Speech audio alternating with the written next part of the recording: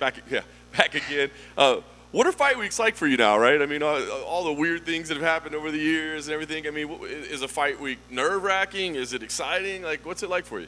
It's exciting, you know what I mean? I'm getting ready to do what I love. Obviously it's been a while, but yeah, I'm excited. I've been through plenty of fight weeks with other guys. Just been there for guys I've helping out for camp. So, I mean, like I said, I'm just ready to go. Obviously, these last 4 years have been like this insane stretch for you of just like the most snake bit stuff that happens. Like, how challenging has it been for you to just keep the faith of like, I know I'm doing the right thing. I know I'm moving in the right direction. I know I'm doing all the right moves. Um, I mean, honestly, like I think it would be different if I was like fighting was my main source of income. You know what I mean? I have a business and stuff like that. I think it makes it a little bit easier. Obviously, this is what I love to do. This is my passion. This is my love. Obviously, I consider this a job. I come in there and work, my ass off every time I'm in the gym. But at the same time, too, like I have other revenues, a stream of money. So it's not like I'm just depending on this. You know what I mean? I got my acai business, and I have other things in the background that I do. So, like I said, like it's exciting. I'm just excited, to have fun again, be able to be myself, and go out there and shock everybody. It's awesome. I wondered about that. Like your family's growing, right? Business is doing well. It's like all these things like outside are doing fantastic. Has that been, I guess, A, helpful, and B, has it been weird to be like, hey, I'm happy with all this when you were chasing this dream of being a fighter that I know you've had for a long time? No, I mean I think it's all the same. I don't think I'm probably one of the hardest people to get to. I guess you can say like even like when people talk smack on me on social media and stuff. It's like, bro, I'm not on social media enough to really care or really care what you say about me or my career. You know what I mean? The guys saying stuff about me, usually guys that wish they were in my position. So it really hasn't really deterred me from anything. Just being around the sport, I love it. I love coaching. I love helping other people, and I'm still around it. Obviously, like yeah, I'm not competing. That's what I was trying to explain to people. I'm not competing, but you know what I mean. I'm excited to compete. I'm hungry to compete. Like this is what I do. I'm a wrestler, so every weekend I'm competing. When I was in high school and college, I'm competing the weekend. I would take third one tournament. Well, I got this week to take first. So it's kind of sucked about the layoff, but you know what I mean. Even at the gym, I'm competing. So like I said, I'm excited to go in there and do what I do. I love it. All right, so you talk about like the setbacks, right? But you're talking about a champ and a former champ. I mean, pretty good competition that you've been in there with, right? So I guess how do you kind of feel like your level is at right now? Like where do you feel like you rank in division, and do you feel like it's an accurate ranking in your performances, given that you came up short, but against the elite of the division? Honestly, I really don't pay attention to the rankings. People ask me all the time, like, where are you ranked? I don't know. It doesn't really matter, all right, unless you're the champ. So I really don't care about the rankings. I feel like I'm still one of the best guys in the division. I mean, I train with Ricky Simon, Cody Garbrandt.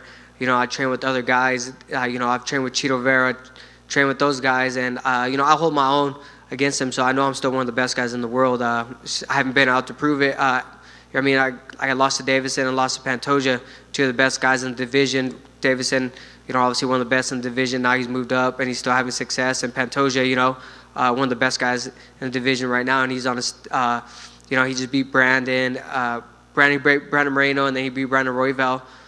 So I mean, it's kind of hard to say like, oh man, I suck, but then at the same time too, these guys are both champs. They both kind of, I've ran through some guys in the division, so I mean, I'm not too worried about it. All right, so you talk about coming off fights with the elite in the division. Now you get Mokaev, this youngster, obviously an impressive record on paper, but hasn't been at the top of the division. What did you think when this was the name given to you, and what kind of talent he has?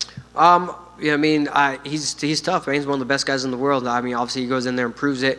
I think a lot of people are avoiding him. To me, it doesn't matter. I always say yeah to every fight. Obviously, after all those cancellations, I went from Matt Chanel to Askar Askarov to like, you're gonna fight Pantoja. Okay, cool. It wasn't like, you know what, I'll sit out a little bit longer. That was the name they given to me. So my job's to fight, not to matchmake.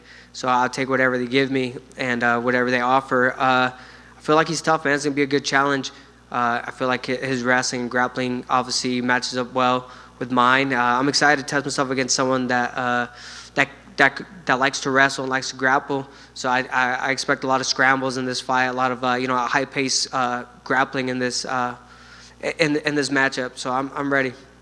I know you said you don't let the critics' voices get to you at all, but there's a chance to silence a lot of them with an impressive performance here. Does that appeal to you at all to be able to just tell the world, like, F you, you know what I mean? Like, I'm back, I was always here?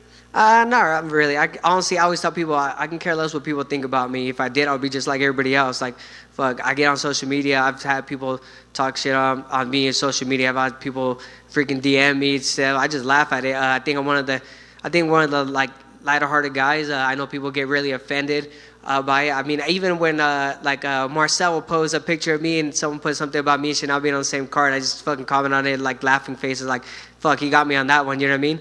I make fun of myself. I talk shit. My family talks shit to me. You know what I mean? So I'm not really worried about what other people say or their opinion of me. I can care less. I love it. Last thing for me, like I said, you do have a nice ranking in the division. Win here would be meaningful, but are you making future plans? I mean, it's been so hard to get consistent. Are you thinking, well, if I win here, now I get the number one contender fight, or now I get to challenge this guy? Are you thinking about like past this, or is it just about Saturday? No, it's just about Saturday. I've always been about just worry about what's in front of me. Just keep fighting, keep winning. They can't deny you, right? So I win this fight on Saturday and go on to the next one. I'm not really worried about what's next. I'm just worried about this fight on Saturday night. Hey Alex, has it been annoying, like, with people bringing up all of the cancellations when, like, almost half of those weren't even your fault? No, I think it's funny. I mean, obviously, you know who the real fans are and who aren't, Like on my record, yeah, it says cancellation. Obviously, don't say, like, oh, this guy pulled out, this guy pulled out, this guy did this. You know what I mean? It is what it is. It's on my record. I always tell people you got to own up to it. Like, fuck. The shittiest part about, like, our sport is that we're in front of you guys, right? We're in front of the media. Internet's undefeated, So I just embrace it. I'm like, fuck it. What's the worst gonna happen? These guys don't know me. These guys don't run my life. I can care less with what people think of me or what they say about me. It doesn't affect my daily life. Like, as long as my son's happy, my family's good. My mental is good. I mean, like, I feel great. I'm happy. I'm in a good spot mentally, physically. So like I said, I'm excited. I can really care less what they say about my record. Last thing about your record. Come on, man. Your last cancellation, it was a scary one, right? And not a lot of people knew what was going on behind the scenes. Can you share what happened? I just ended up getting sick, it happens. And, the UFC did a great job. They helped me get all the testing done, did extensive testing and everything done like that. I mean, I don't expect everybody to understand, especially the guys that in this business, in the sport, you guys, right? You guys kind of understand a little bit more because you guys are around all the time. But the natural, like the guys that just watch on TV every once in a while, and then they see, oh, Alex Perez fight gets canceled last minute, Like, I know Raul just had the same, not the same thing happen, but he wasn't feeling well. He got canceled, you know what I mean? People don't understand what we go through before, after, or even in the back or whatever it is. So like I said, you know what I mean? Like I said, I'm in good health. Everything's good. I took some time off away from competing and stuff, and I got everything in order. And yeah, like I said, I'm excited. Like, the UFC did an awesome job. It helped me out with everything, make sure everything was good and clear. You know what I mean? So nothing major. So it was just a freak accident, and I'm ready to move on. Let's go. Everyone's saying, if Muhammad Mokaev wins, he's the clear number one contender to fight for the title. But if you go in there and you knock off this prospect, do you feel like you should fight Pantoja in a rematch for the title? Honestly, I'm not sure. I haven't really thought about it. Like I said, I'll think about Saturday. But at the end of the day, if I do, yeah, okay, great. But at the same time, too, Pantoja fucked me up. So it's kind of one of those things. I also got to build myself back up. You know what I mean? So to me, it doesn't really matter. Whatever's next is next. I'm not really worried about it. Like I said, I tell people all the time, I'm not a matchmaker. I'm a fighter. So whatever's next, I'll take. What were your thoughts on the Moreno versus Royval fight? It was good, man. Like, I know both those guys. Like, I've trained at Factory X before with Brandon. I've actually trained with Moreno here a couple times, and both solid dudes in and out of the cage. It's kind of hard for me to pick a winner or anything like that in general. I just think, I think Brandon was supposed to fight in December, I believe, and they got pushed to February. People don't understand, like, you get more time in camp, but sometimes that's a bad thing.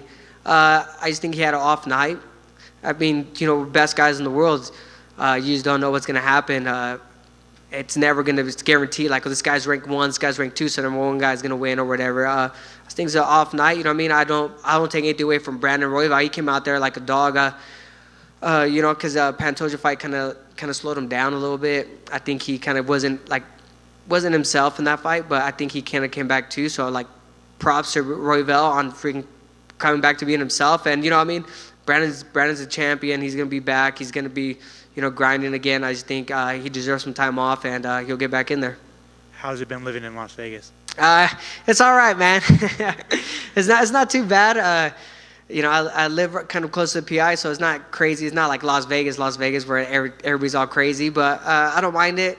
The one thing I do miss is the beautiful weather. You know what I mean? Orange County, you can't complain. Out here, hit or miss if it's nice, but it's not too bad. I love the food spots that are open late, though. And then finally, who's going to be in your corner? Is it going to be a mix between Syndicate and Oyama? So I ended up leaving Syndicate, just kind of doing my own thing. When I started training with Cody Garbrandt, I felt like the training just fit me a little better, and I was able to structure around the team around me. So it'll be a little bit of mix of those guys that I work with, like Billy Bigelow. Obviously, Ricky will be in my corner, Ricky Simone, and then Colin Oyama. I train with him all the time. Vince Morales helps me out for these camps and stuff like that. Marab and all these guys. So I've still trained with these guys. I still train with them. So kind of just doing my own thing. Kind of Vegas, I feel it's a hotbed of MMA. But I think a lot of guys kind of do what I do, is kind of make your own camps, kind of go in here and there to train. Like I trained at Extreme a few times. I trained at Syndicate. So I kind of did that, and then finished off my camp at Team Oyama. So like I said, it was fun. It's probably one of the best camps I've had.